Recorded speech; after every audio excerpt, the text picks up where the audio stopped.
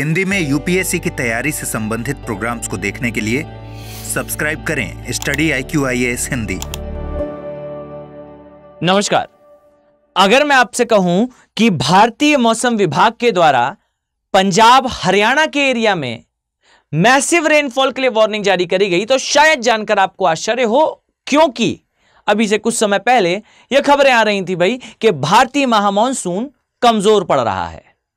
लेकिन यह आपका आश्चर्य और भी अधिक तब बढ़ जाएगा जब मैं आपसे एक्सटेंसिवली यह कहूंगा कि भाई भारतीय मौसम विभाग के द्वारा एक एक करके जिन क्षेत्रों के बारे में वार्निंग इशू करी गई उस लिस्ट में आपको पहले दिल्ली दिखाई देगा जहां रेड अलर्ट जारी करा गया है, फिर पंजाब दिखाई देगा, हरियाणा दिखाई देगा, आपको लद्दाख के एरिया में इवन कंडीशन फ्लैश फ्लड तक जा सकती है, यह तक वार्निंग इशू करी IMD ने। और कहानी डियर यहां तक ही नहीं रुकती। कहा तो यह भी गया कि भाई जो कर्नाटक, महाराष्ट्र और केरल की बेल्ट है, इस बेल्ट में भी मॉनसून तेजी से रेनफॉल कॉज करने वाला है। यह खबर हमें देखने को मिली। आइए सबसे पहले इस खबर पर थोड़ा डिटेल में चर्चा करते हैं और फिर इस बात पर भी गौर करेंगे, चर्चा करेंगे कि एग्जैक्टली इसके पीछे का रीजन क्या है। पहले प्रबल होता हुआ मानसून कमजोर बताया गया और अब यह बताया जा रहा है कि यह पुनः फिर से अपने रिदम में आते हुए मैसिव रेनफॉल कराएगा। आइए चर्चा करते हैं। सबसे पहले तो भारतीय मौसम विभाग अर्थात IMD के द्वारा जारी करी गई गुरुवार को वार्निंग में कहा गया कि पंजाब के 5 जिलों में और हरियाणा के बेसिकली 2 जिलों में भारी बारिश हो सकती है और इसलिए अलर्ट जारी करा गया। यह ऑरेंज अलर्ट था। अब इसी प्रकार का जो अलर्ट है यह दिल्ली के लिए भी जारी करा गया और दिल्ली के लिए कहा गया कि यह ऑरेंज नहीं, यह रेड अलर्ट होगा।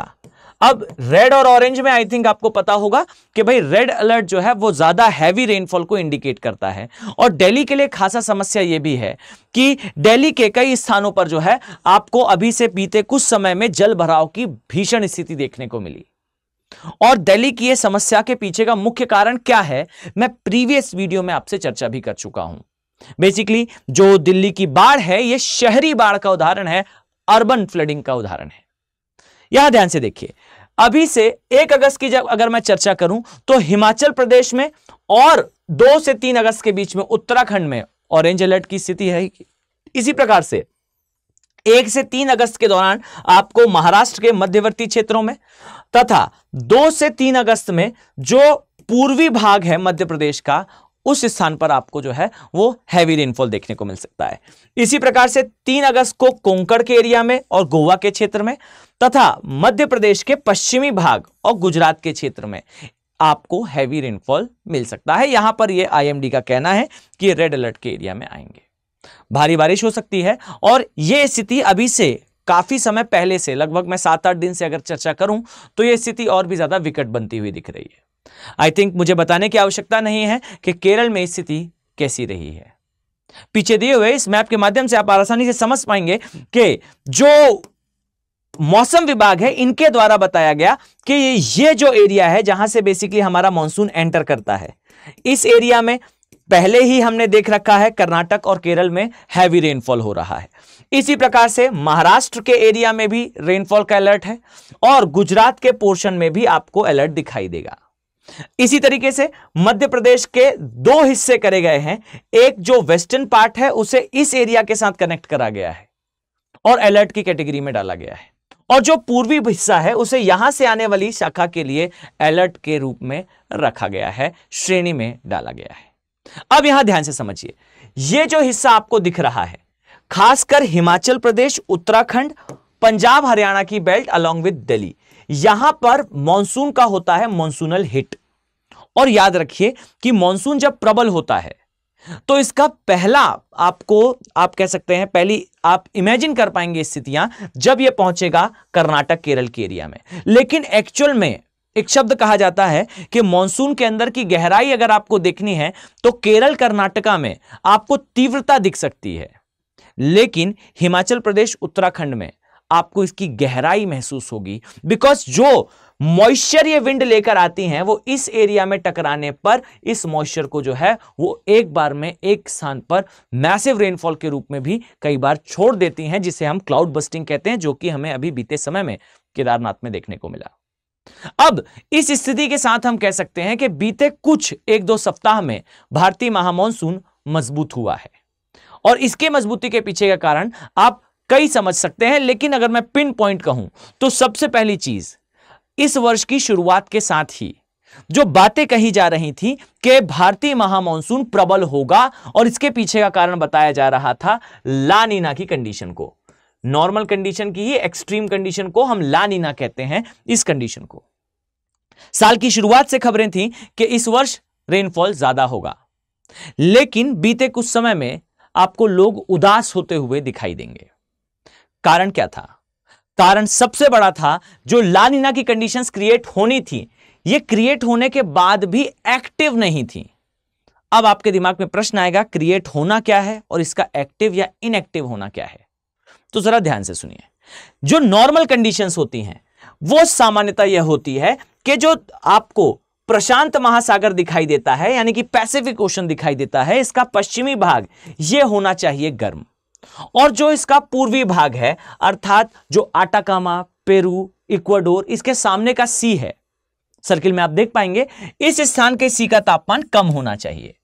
इस स्थिति में वॉकर सेल एक्टिव होती है और सहज शब्दों में अगर मैं कहूं तो इस स्थान से हवा गर्म होती है, गर्म होकर हवा ऊपर उठती है और ऊपर उठकर हवा यहां पर नीचे गिरती है। हवा नीचे गिरने पर यह हाई प्रेशर का फॉर्मेशन करती है, अर्थात उच्च वायु दाब का निर्माण करती है, और यहां से जो हाई प्रेशर बनता है यह इंडिया के लो प्रेशर की ओर, क्योंकि हमारे यहां गर्मी पड़ रही है, यहां लो प्रेशर होता है और हवा का फ्लो होता है। इससे भारतीय मॉनसून मजबूत होता है। अब इसी नॉर्मल स्थिति को जब हम एक्सट्रीम कर दें, अर्थात ऑस्ट्रेलिया के एरिया में जो वाटर है, जो जल है, सागरी सतह है, इसका तापमान ऑन एन एवरेज से भी ज्यादा हो, तब के केस में आप पाएंगे जो हाई प्रेशर है ये एक्सट्रीमली हाई होगा।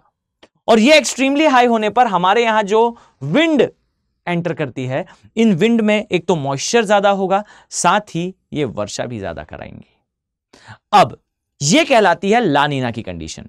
इसकी एग्जैक्टली अपोजिट कंडीशन बीते 2-3 वर्षों में हमें देखने को मिली थी, जहां आप पाएंगे कि ला नीना की कंडीशन में आपको देखने को मिलता है इस स्थान पर, अर्थात ऑस्ट्रेलिया के तट पर गर्म पानी आपको अल नीनो की कंडीशन में इसके एग्जैक्टली विपरीत देखने को मिलेगा। और ये जो गर्म पानी है, ये जो गर्म जल है, आप पाएंगे कि ये दक्षिण अमेरिका के तट पर दिखाई देने लगता है, अर्थात इस स्थान का तापमान अधिक हो जाता है। इस स्थान का तापमान अधिक होता है तथा यहां पर जो गर्म जल था यह विस्थापित हो जाता है। इस कारण से यहां से हवाएं गर्म नहीं होती, और जब ये हवाएं गर्म नहीं होती तो डियर यहां से उठकर ये हवाएं यहां पर गिरती भी नहीं है, अर्थात यहां पर भी हाई प्रेशर का फॉर्मेशन नहीं होता। और जब इस स्थान पर हाई प्रेशर का फॉर्मेशन नहीं होता तो फिर ये जो हमारा मॉनसून है ये कमजोर हो जाता है। अब इस बात को समझिए कि मॉनसून का स्ट्रॉन्ग या वीक होना केवल हमारे क्षेत्र पर निर्भर नहीं करता। एक लाइन में हर बार रिपीट करता हूं क्लासेस में, जिसे कहा जाता है कि एक लोकल फिनोमिना का ग्लोबल इंपैक्ट है।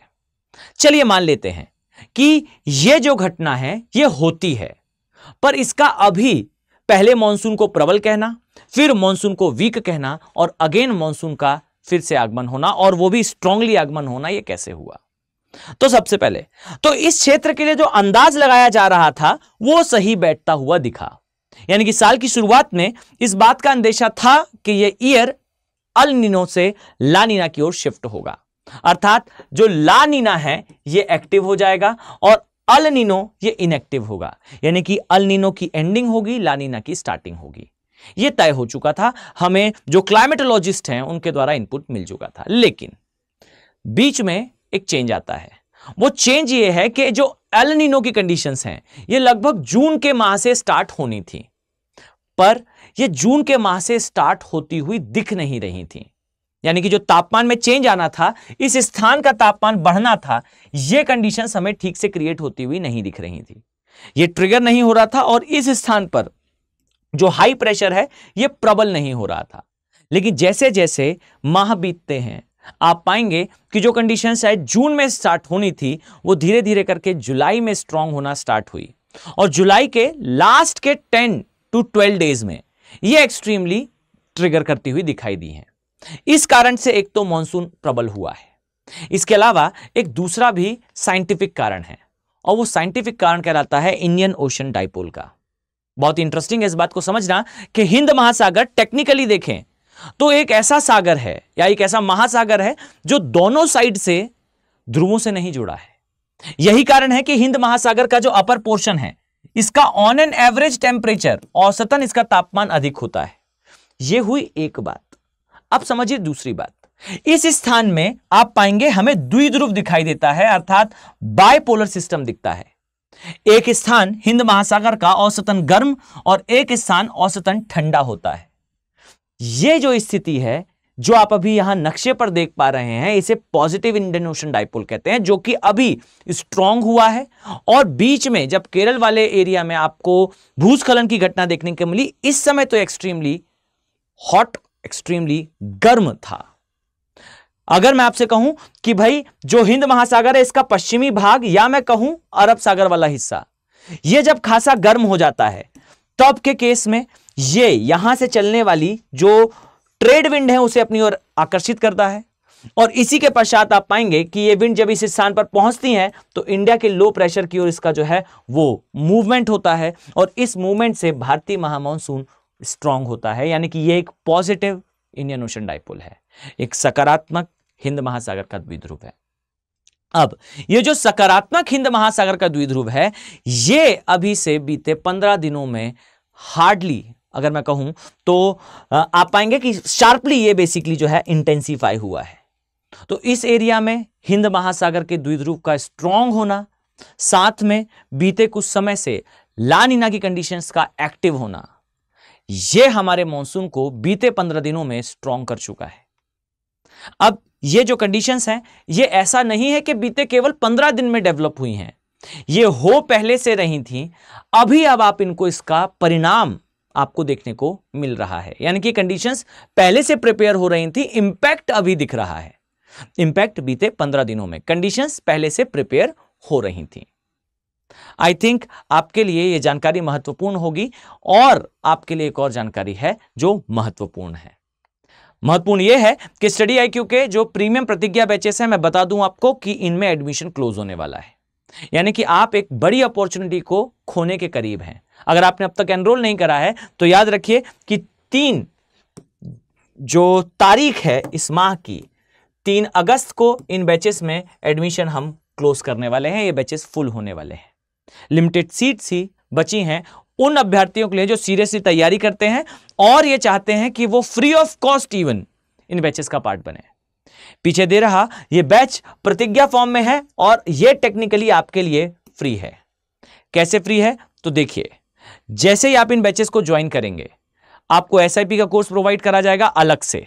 जब आपका प्री आएगा तो आपके प्री के सिलेबस को दोबारा कवर करा जाएगा, ताकि आप एक्सटेंसिवली, एटलीस्ट आपका प्री तो कभी भी ना रुके। आपके प्री क्वालिफाई करने पर ये जो कॉस्ट आपको यहां शो हो रही है, दैट इज 27,999, ये कॉस्ट आपको वापस कर दी जाएगी, 100% आपको रिफंड कर दी जाएगी। और ये भी याद रखिएगा, ये कॉस्ट आपको देखने को मिलेगी by using AK live code. अब आप इस कोड को यूज करते हुए इन बैचेस का पार्ट बनते हैं और SIP के कोर्स का फायदा उठाते हैं। पूरी 3 आवर की लाइव क्लास अटेंड करते हैं, 1-to-1 मेंटरशिप मिलेगी आपको, 18 किताबों का सेट प्रोवाइड करा जाएगा। ये सब कुछ जब आपके पास होगा डियर, आपका प्री क्वालिफाई होगा, आप मेंस के लिए जाएंगे। और चिंता ना करें, जब आप मेंस में एंटर करते हैं तो उसके पहले 3 आवर की डेली लाइव क्लासेस के माध्यम से आपका सारा सिलेबस पहले ही कवर कराया जा चुका है। लेकिन स्टडी IQ आपको अपने प्रीमाइसेस में दिल्ली बुलाएगा और आपको मेंस रेसिडेंशियल प्रोग्राम के तहत फ्री ऑफ कॉस्ट दिल्ली में रहने, खाने से लेकर लॉन्ड्री तक का सारा खर्च स्टडी IQ उठाएगा और आपको आपकी मंजिल तक लेकर जाएगा। ये बैचेस आपका वेट कर रहे हैं। 3 अगस्त को इनमें एडमिशन क्लोज है और AK लाइव कोड का यूज करते हुए आपको इन बैचेस का पार्ट बनना है। सेम एज आपके पास ऑप्शन है लॉन्ग टर्म बैचेस का। इन बैचेस में आपको एक्स्ट्रा वैलिडिटी के साथ 36 मंथ का कोर्स प्रोवाइड करा जाएगा। अब ये सारी ही चीजें आपके लिए अवेलेबल हैं और मैं ये मानकर चलता हूं कि अगर आप एक सीरियस IAS एस्पिरेंट हैं तो आपके लिए गोल्डन अपॉर्चुनिटी होगी। तो इस उम्मीद के साथ कि आने वाले समय में मैं आप सभी सीरियस IAS एस्पिरेंट्स को इन बैचेस में देखने वाला हूं। चलिए मिलते हैं नेक्स्ट वीडियो में। Have a very nice day. Thank you. Hindi में UPSC की तैयारी से संबंधित प्रोग्राम्स को देखने के लिए सब्सक्राइब करें स्टडी IQ IAS हिंदी।